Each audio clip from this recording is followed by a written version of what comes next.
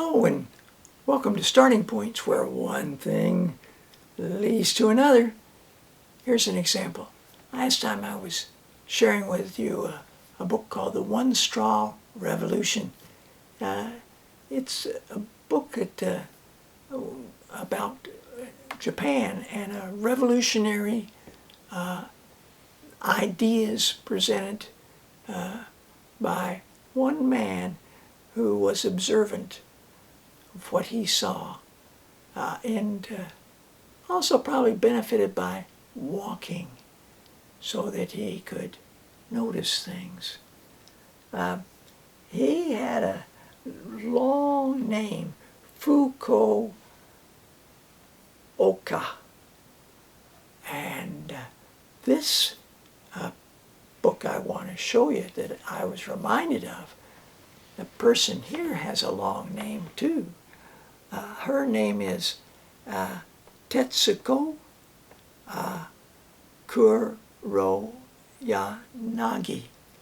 and she wrote this as an autobiographical book of her early life. She became a popular TV star and actress in Japan. Toto-chan, the little girl in the window. And she was born, let me see here, 1933. And so this part is when she's in primary elementary school, and just about the time of the Second World War.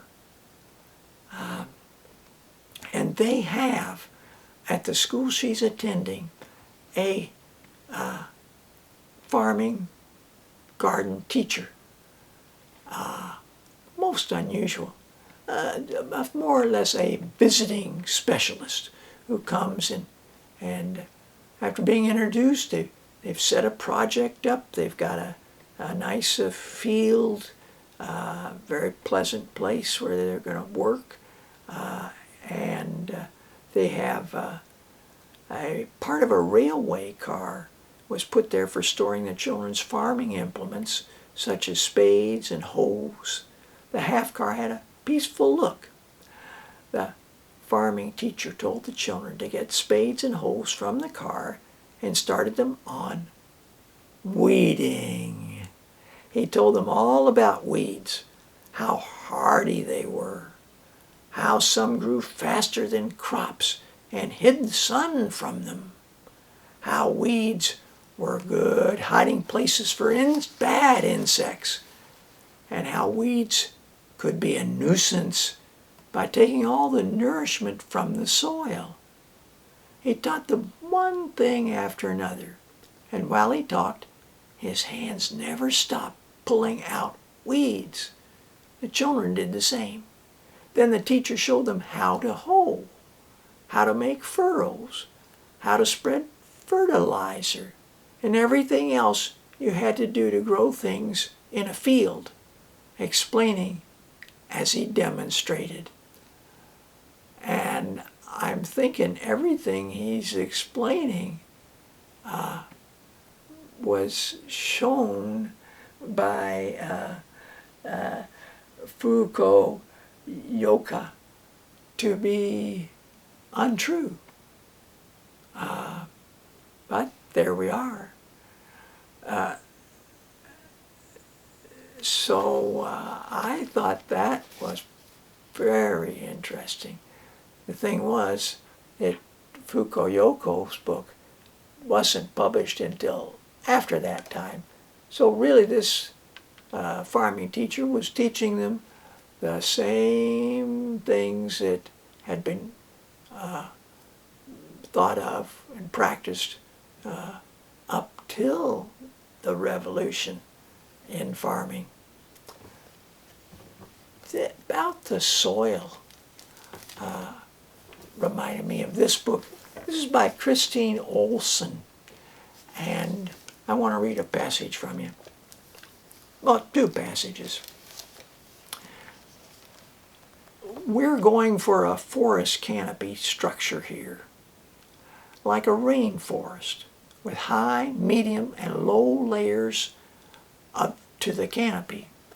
And we want different leaf types too, different shapes. They're my solar collectors. No matter what angle the sun is, we're collecting the maximum amount of energy. He reached out to touch a dainty blue flower. It was flax, which they plant because cattle don't like to eat it. In fact, they only leave the cows in the field long enough to eat 25% of the plant material.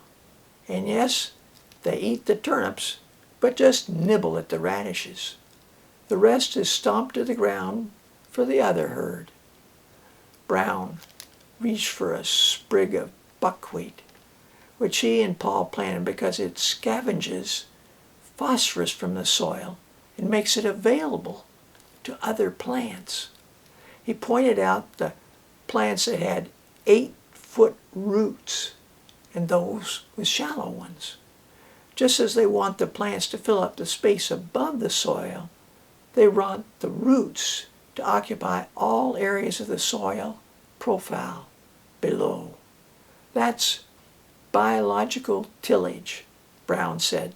That's nature's way of getting rid of soil compaction. Well, he must have read the One Straw Revolution, because they're talking about much of the same thing. And one of the things that I think they plan to do by moving cattle into an area for a short period of time and then moving them to another area is the cow patties are left there to do manure fertilizing of the field. You don't have to have a special, they're there. It happens as they get moved from section to section. Some areas people use chickens to do that, move them from section to section, or geese. Or most farmers think they see an insect, they have to kill it. Lundgren told me on the phone. But there are only 3,000 insect pests in the world that eat our crops and hurt our livestock. For each one of these pests, there are around 3,000 beneficial insects. We don't even have names for most of them yet. Spraying wipes out the whole insect community, including the enemies of those pests. I'd like to see us manage our fields so that we keep those beneficial insects around. Well, that again was the same sort of thing as in the One Straw Revolution. He didn't want to use insecticides that would kill other beneficial insects. Bees, for example. The white clover is going to help the bees. The bees helped his orchard. Spraying was not going to be healthy for the bees. And the last book is The Gift of Good Land. I shared something from this book with you before. This is Wendell and I wanted to save this because I thought it would go in with looking at other countries, because there's a section there about Peru. He goes and visits there quite a long time ago and writes about that experience. Variety is the security of agriculture, as of biology. Unlike the scientific agriculturists who give priority to efficiency, in other words, the ones that go in and want to try to manage to give you the biggest yield possible, with, regardless of what it might be doing to soil life, length of soil, and so forth. So the Andean farmer's first principle is variety.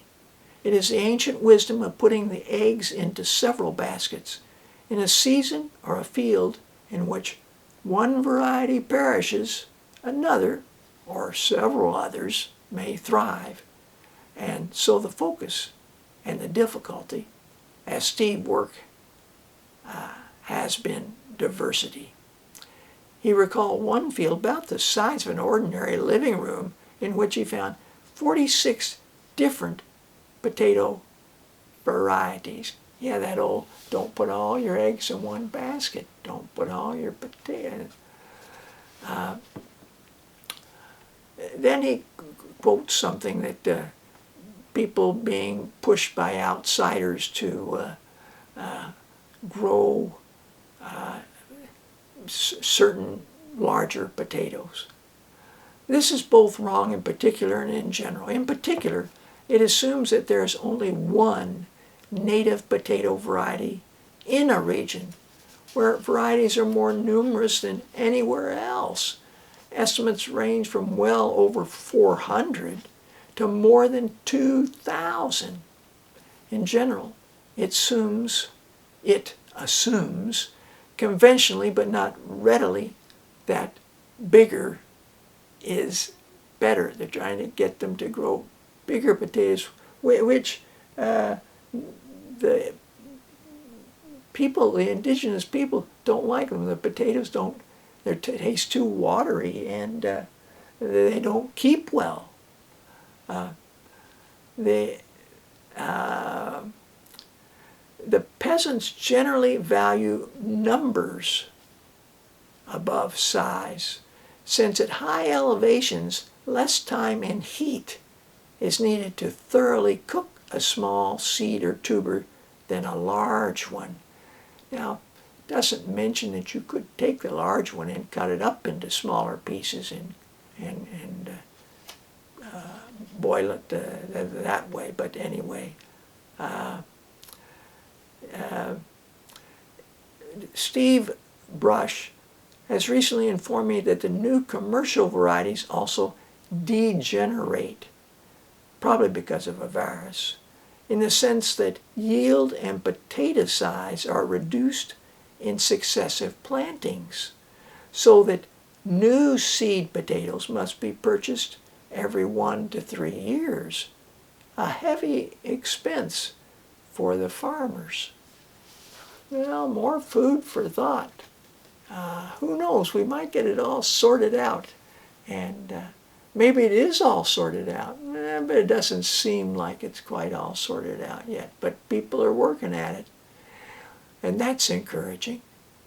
Well, thanks for watching, and bye for now.